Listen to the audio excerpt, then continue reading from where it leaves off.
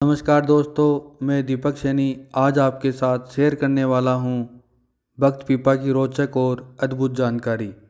दोस्तों, इस संसार में ऐसे बहुत से राजा महाराजा हुए हैं जिन्होंने ऐश्वर्य एवं शानो शौकत से अपना जीवन बिताया है।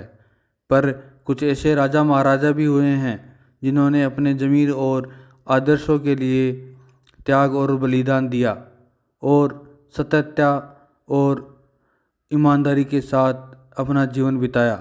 भारत के प्रमुख रूप से सत्यवादी राजा हरिश्चंद्र, राजा बली और राजा पीपा प्रमुख हैं। राजा पीपा जी बाद में एक संत के रूप में पूरी दुनिया में जाने लगे। हम यहाँ भक्त पीपा की जीवनी और उनसे जुड़े चमत्कार की वो रोचक जानकारी शेयर करने वाले हैं जिसके बारे में आप अब से पहले अनजान थे। तो दोस्तों, चलते हैं बिना किसी देरी के और जानते हैं संत पीपा जी की जीवन की अद्भुत जानकारी।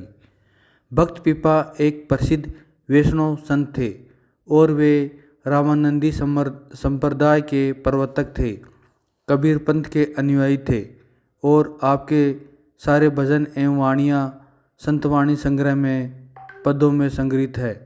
आपके अनुसार संत दुष्टों के साथ भी सदा सच्चा व्यवहार करते हैं और अपनी सिद्धि और साधना से बुरा आचरण करने वालों को भी हृदय परिवर्तन कर देते हैं और वे भी भक्तों की कतार में आकर खड़े हो जाते हैं।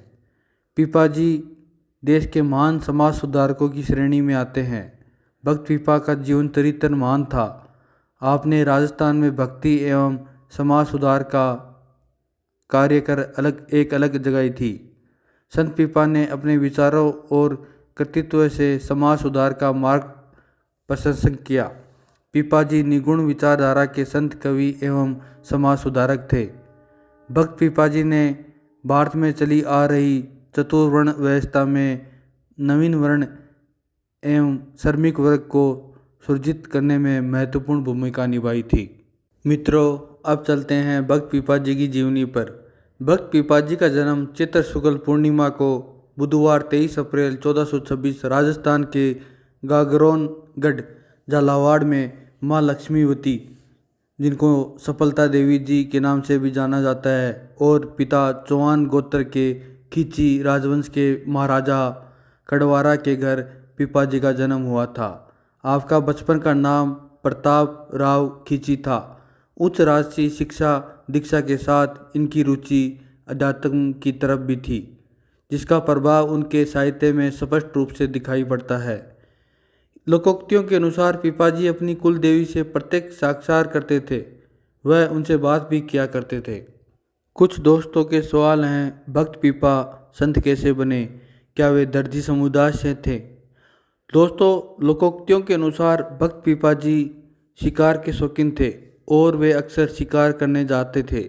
एक दिन उनके सामने से एक हिरण निकली, जिस पर पीपा जी ने तलवार से वार किया और हिरण के 2 टुकड़े हो गए। गर्भवती हिरणी के साथ उसका बच्चा भी कट गया था। दोस्तों, बस यहीं से पीपा जी का जीवन परिवर्तन का क्षण सिद्ध हुआ। वे करुणा के आलोक से जगमगा उठे और उन्होंने रक्त रंजित तलवार वहाँ फेंक दी और वैराग्य धारण कर लिया। राजपाट उन्हें बोलने और व्यर्थ लगने लगे। फिर वे अपनी राजधानी गागरोन लौटे ही नहीं।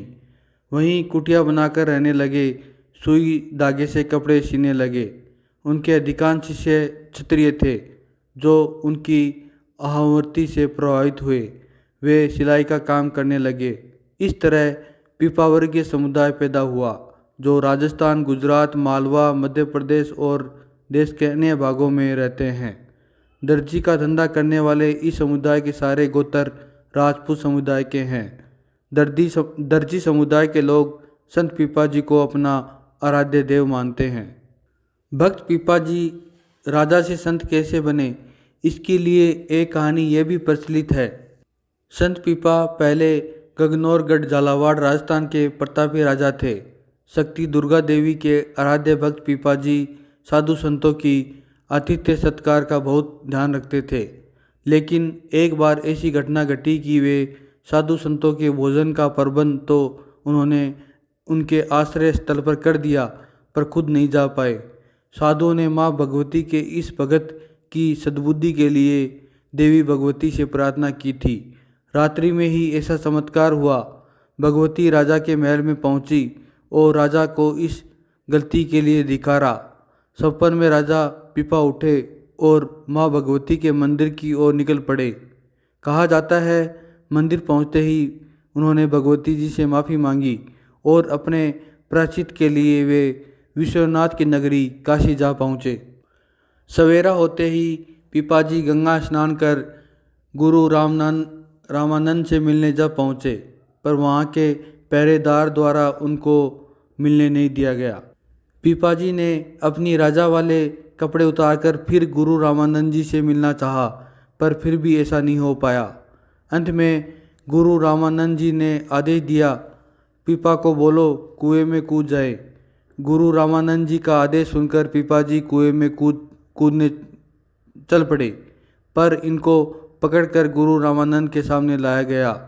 इनकी भक्ति देखकर गुरु रामानंद जी ने इनको कृष्ण नाम की दीक्षा दी और इस प्रकार पिपाजी संत पीपा हुए। दोस्तों, अब जानते हैं भक्त पिपाजी सीता देवी के साथ द्वारका में कैसे गए। गुरु रामानंद से कृष्ण नाम लेकर संत पिपाजी अपने राज्य में आकर एक संत की तरह राज्य चलाने लगे। तभी एक बार उनको पता चला उनके गुरु रामानंद जी उनके राज्य में आ रहे हैं। संत पिपाजी ने अपने गुरु देव की पालकी को कंधा लगाकर अपने नगर में प्रवेश कराया। गुरु के दर्शन कर राजकाज के प्रति निर्मोही हो राजा ने अपने गुरु से द्वारका उनके साथ जाने का आग्रह किया। उनकी 12 रानियों में सबसे छोटी रानी सीता देवी भी उनके साथ जाने की जिद करने लगी। पिपाजी अब सीता देवी जी के साथ द्वारका आ गए। वे श्री कृष्ण और रुक्मिणी के दर्शन अभिलाषी थे, पर उनको मालूम पड़ा श्री कृष्ण तो द्वारका नगरी सहित समुद्र में समाये हुए हैं। संत पिपाजी अपनी पत्नी समेत समुद्र में कूद पड़े। उनको समुद्र में ही श्री कृष्ण जी और रुक्मिणी जी के दर्शन हो चुके थे। वहाँ से आज्ञा लेकर वे बाहर निकले और निकलकर द्वारकापुरी गुजरात में रणछोड़ जी और चिक्कम जी नामक 2 मूर्तियाँ स्थापित की। मित्रों, कहा जाता है द्वारकापुरी का कृष्ण मंदिर की स्थापना संत पिपाजी ने ही की थी। दोस्तों, अब चलते हैं संत पिपाजी के चमत्कार की ओर।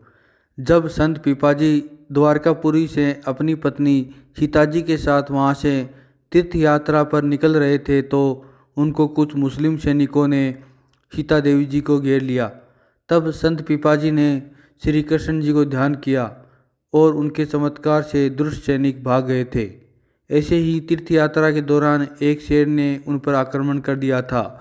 पिपाजी ने श्री कृष्ण जी को ध्यान किया और शेर उनके पैरों में लेटने लगा। उसके बाद उस रास्ते में उस शेर ने कभी किसी को परेशान नहीं किया। आगे एक गांव में संत पिपाजी ने एक दुकानदार से लाठी मांगी। दुकानदार ने लाठी भी नहीं दी और पिपाजी का अपमान करने लगे। भक्त पिपा ने कृष्ण जी को ध्यान किया और वहाँ बांस का जंगल खड़ा हो गया। ऐसा चमत्कार देखकर वहाँ के लोगों ने उनको संत मानने लगे और उनके नमस्तक हो गए। वहाँ से निकलकर सीताजी और पिपाजी चिदड़ भगत के होते हुए नगर पहुँचे। इस बीच पिपाजी को कुछ सोने की मोहरें प्राप्त हुई, जिनको उन्होंने साधु संतों की सेवा और भोजन पर खर्च कर दिया। उनका चोरी हुआ घोड़ा भी वापस आ गया। संत पिपाजी जिस कुटिया में रहते थे वहाँ साधु आ जाने पर पिपाजी ने अपनी पत्नी सीताजी को बनिए की दुकान पर भेजा। उस बनिए की कुदृष्टि से सीताजी पर पड़ी। उन्होंने अपनी कुटिया में आने का आमंत्रण भेजा। यह बात सीताजी ने पिपाजी को बताई और घनघोर वर्षा हो रही थी। पिपाजी ने अपनी मलिन दृष्टि डाली और बनिए का मन निर्मल हो गया। उन्होंने सीताजी को माता संबोधित किया। दोस्तों, ऐसे बहुत से चमत्कार पिपाजी ने अपने जीवन में किए। दोस्तों, भक्त पिपाजी की ये रोचक जानकारी आपको कैसी लगी? आप अपने विचार और सुझाव हमें कमेंट बॉक्स में ज़रूर शेयर करें। धन्यवाद।